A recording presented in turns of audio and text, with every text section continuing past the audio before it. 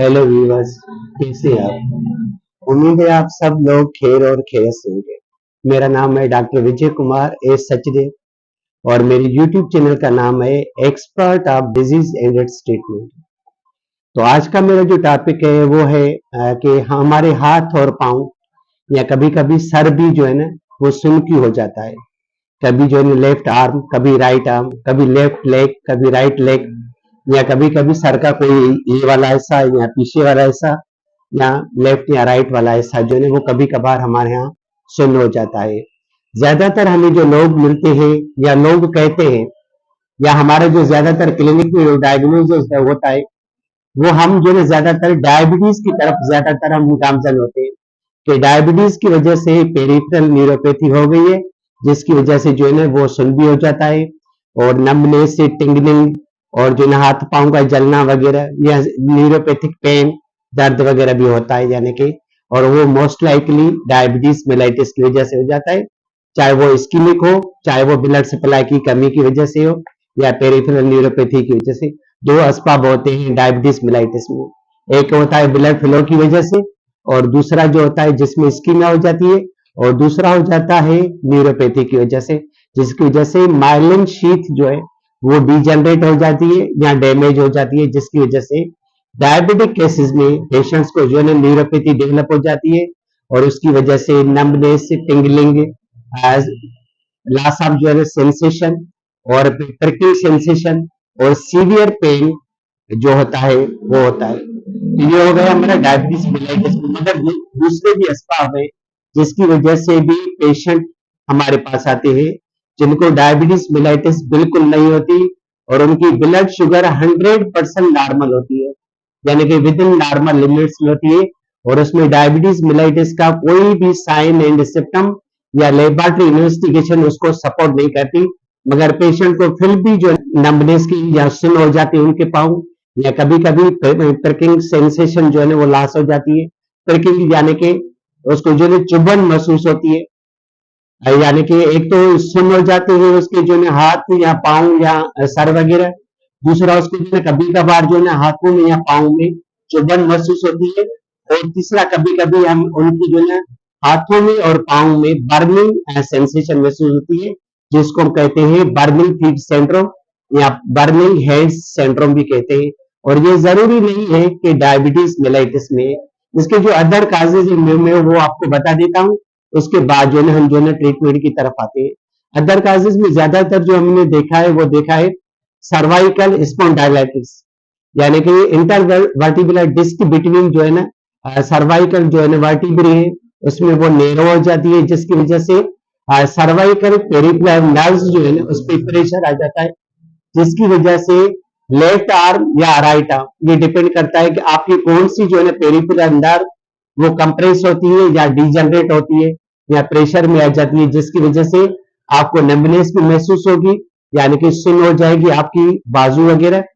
या कोई भी, ठीक है। और दूसरा जो है कभी कभार उसमें जो है बर्निंग भी महसूस होती है और कभी कभार चुभन भी होती है। दूसरा होता है लंबोसेक्रल स्पाइन की जो अगर पेरिफेरल नर्व्स है इंटरवर्टिबुलर डिस्क जी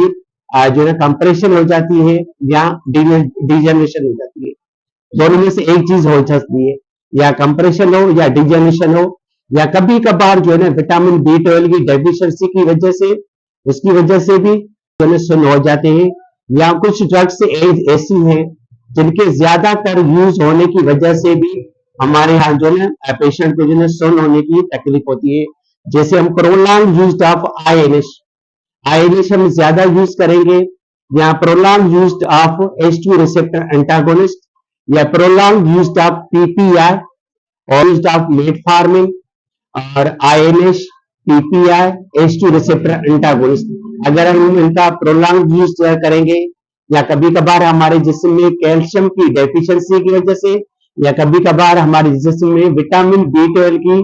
डेफिशिएंसी की वजह से भी जो है ना नंबनेस भी हो जाती है, प्रिकिंग सेंसेशन भी हो जाती है और जो है बर्निंग जो है ना फीट सिंड्रोम भी हो जाता है। तो ये जरूरी नहीं है कि आपको जो है सिर्फ डायबिटीज की वजह से ये साइन एंड सिम्टम्स मिले। तो जैसे ही आपको पेशेंट आ जाता है और आप एक्सक्लूड करते हैं कि इस पेशेंट को जो है ना डायबिटीज मेलाइटिस नहीं है, तो आप जो है दूसरे एंगल पे भी चले चले जा सकते हैं। जैसे आपने उसकी जो है विटामिन B12 लेवल जो है ना वो ऑब्जर्व कर दी, उसके बाद आपने उसकी सीरम कैल्शियम लेवल वो भी ऑब्जर्व कर दी, उसके बाद आप उसकी जो है ना सीरम विटामिन D3 लेवल भी आप ऑब्जर्व करें, और उसके बाद आप उसको हिस्ट्री लें, क्योंकि ऐसी कोई ड्रग तो नहीं ले रहा है जिसकी वजह से आपकी जो है ना विटामिन B12 की एब्जॉर्प्शन जो है स्टमक से वो डिस्टर्ब हो जाती है, क्योंकि विटामिन B12 मोस्ट लाइकली जो एब्जॉर्ब होती है वो एसिडिक फॉर्म में होती है। अगर अल्कलाइन फेज हो जाता है स्टमक में तो विटामिन B12 की जो एब्जॉर्प्शन है वो डिस्टर्ब हो जाती है, और विटामिन B12 की डेफिशिएंसी की वजह से डिजेनरेशन हो जाती है नर्व्स की, यानी कि पेरिफेरल नर्व्स की वजह। तो ये जरूरी है कि आप उसकी हिस्ट्री लें कि कहीं पेशेंट आपका metformin, INS, H2 receptor antagonist या पीपीआई प्रोलॉन्ग यूज तो नहीं कर रहा, यानी कि उसको ज्यादा से ज्यादा 4 महीना या 1 साल या 2 साल तो नहीं ले गए। जो पेशेंट्स ज्यादा ये चारों ड्रग्स यूज करते हैं उनमें ज्यादातर जो है ना पेशेंट को जो है सुन्न होने की तकलीफ हो जाती है, या अगर हम जो है ना खाना खाने में या हमारी खुराक में कैल्शियम की डेफिशिएंसी हो या विटामिन B12 की डेफिशिएंसी हो या कोई भी ऐसी डिजीज हो जिसकी वजह से आपकी जो विटामिन B12 है उसकी मेल एब्जॉर्प्शन सिंड्रोम हो जाए, यानी कि उसकी प्रॉपर तरीके से एब्जॉर्प्शन ना हो, तो उसकी वजह से आपके जो है हाथ और पांव या सर वगैरह या कोई जिस्म का कोई भी हिस्सा वो सुन्न हो सकता है। तो ये हो गया हमारा आज का टॉपिक कि हमारे हाथ और पांव सुन्न या सर का कोई हिस्सा सुन्न क्यों हो जाते हैं। अब जैसे ही आपने जो है डायग्नोसिस बना दिया कि आपका जो है डायग्नोसिस इस वजह से, चाहे वो प्रोलॉन्ग यूज ऑफ ड्रग्स है या विटामिन B12 की डेफिशिएंसी है या जो है ना आपका जो है ना कैल्शियम की डेफिशिएंसी है या पेरिफेरल नर्व्स वो इंटरवर्टिब्रल डिस्क की वजह से कंप्रेस हो जाती है, यानी कि कंप्रेशन हो जाती है या डिजेनरेशन हो जाती है, तो उसकी वजह से भी आपकी जो है ना ये डिजीज हो सकती है। तो जैसे जो आपका डायग्नोज बनता है उस हिसाब से हमने ट्रीटमेंट सर्व देनी है। जैसे फिजियोथेरापी है उसका बेपनाह रोल होता है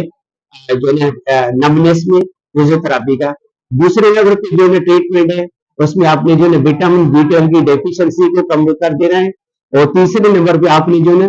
प्रीगेबलिन या जो लालेट टेबलेट आती है वो आपने देनी है, या टेबलेट फॉर्म में न्यूरोबेन आती है या इंजेक्शन न्यूरोबेन होती है वो आप दे सकते हैं, और पेन किलर कोई भी दे सकते हैं। अगर कैल्शियम की डेफिशिएंसी है तो आप जो है कैल्शियम सप्लीमेंट वो दे सकते हैं। तो जो यानी कि आपका जो है डायग्नोसिस बने आप उस हिसाब से आप उस पेशेंट को ट्रीट कर सकते हैं। अगर विटामिन B12 की डेफिशिएंसी है तो उस वजह से, अगर इंटरवर्टिब्रल डिस्क जो है उसकी कंप्रेशन हो जाती है या नर्व्स की जो है डिजेनरेशन हो जाती है तो आप उस हिसाब से जो है फिजियोथेरापी करवा लें तो वो भी बेहतर है। कभी कभी हमें जो है ना पेरिफेरल नर्व्स की जो है ना एरिया पे सर्जरी की नीड भी पड़ती है, तो अपने जो है न्यूरो सर्जन से सर्जरी भी करवानी है। और अगर ड्रग्स प्रोलॉन्ग यूज की वजह से हो जाता है तो आपने वो ड्रग्स जो है ना वो बंद कर देनी है, तो ऑटोमेटिकली आपको फायदा भी हो जाएगा। मगर ये आपने जरूर करना है कि विटामिन B12 या जो कोई प्रीगेबलिन वगैरह या गेबिका वगैरह या लालेट वगैरह टेबलेट आती है या और भी जो है रिसर्च आती है जो है हमें एपिलेप्सी में भी काम आती है, और जो है न्यूरोपैथिक पेन जो है ना या नमनेस वो भी उसमें भी काम आ जाती है। तो ये ड्रग्स आपने जरूर यूज करनी है। Thanks for watching my video, God bless you. ये हो गया मेरा आज का लेक्चर जिसमें मैंने आपको बताया कि सुन्न होने के और भी असबाब है एक्सेप्ट डायबिटीज मिलाइटिस, यानी कि डायबिटीज मिलाइटिस के अलावा भी आपके जो है हाथ और पांव सुन्न हो सकते हैं, और उसका मैंने आपको डायग्नोसिस भी बता दिया और ट्रीटमेंट भी बता दी, सब कुछ बता दिया।